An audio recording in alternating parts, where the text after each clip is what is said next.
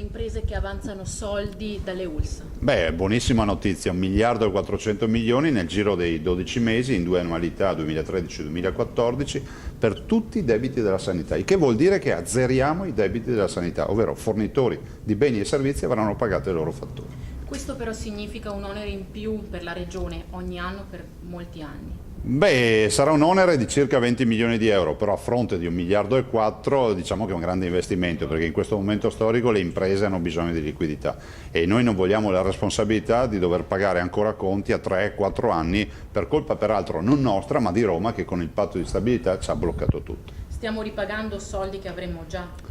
Li abbiamo in cassa questi soldi, ce li abbiamo in conto corrente bloccati a Roma e Roma ce li presta per pagare i conti. È un'assurdità, però in questo momento noi non possiamo avere alcun nostro imprenditore che resta ferito in questa battaglia. Dobbiamo pagare i conti e poi con Roma ce la vedremo dopo. In quanto tempo si risolverà questa questione?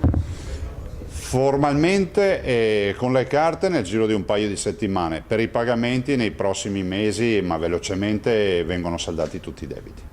Quindi possiamo rassicurare le aziende in questo momento? Beh sì, l'abbiamo voluto con forza, pagare 1 miliardo e 400 milioni di euro di debiti verso fornitori di beni e servizi della sanità significherà fra qualche mese avere azzerato il debito della sanità. Questa è una grande operazione, penso sia l'operazione storica di questa amministrazione.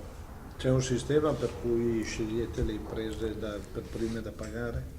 No, e se ci fosse necessità per un fatto proprio tecnico di rapidità e daremmo precedenza a chi avanza i soldi da più tempo, questo è logico, però io spero che si faccia comunque veloce, che poi non accada che l'attesa sia lunga come l'attesa del pagamento di prima, quindi faremo veloci, io spero che in qualche mese si pagheranno tutti.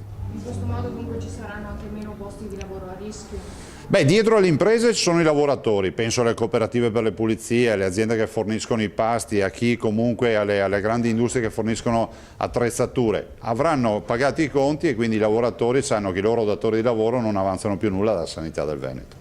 Si è impegnato ad iscrivere da subito in commissione regionale questo provvedimento e dopodiché in tempi ultra rapidi arriveremo all'erogazione, il che significa qualche settimana e si comincerà a pagare fatture che sono lì, che giacciono magari da qualche anno. Questi conti non sono stati pagati non per nostra incuria, ma perché Roma, nonostante noi avessimo ed abbiamo i soldi per pagarli, ce li blocca. In questo momento ci presta i soldi per pagare dei conti che potremo pagare con i nostri soldi.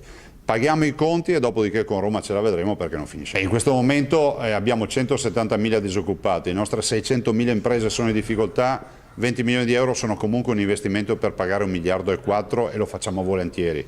La partita con Roma la vogliamo discutere perché non esiste che ci trattano come da usurai, visto considerato che abbiamo i nostri soldi per pagare che non ci fruttano nulla e loro ce li prestano al 4%.